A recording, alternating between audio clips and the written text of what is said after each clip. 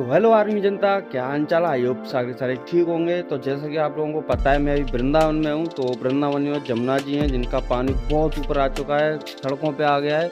एंड चलिए मैं आपको भी दिखाता हूँ वृंदा जमुना जी का पानी कहाँ तक आ चुका है। एंड आप भी दर्शन कीजिए जमुना जी के, एंड एंजॉय कीजिए ब्लॉग को। तो चलते हैं, लेट्स गो।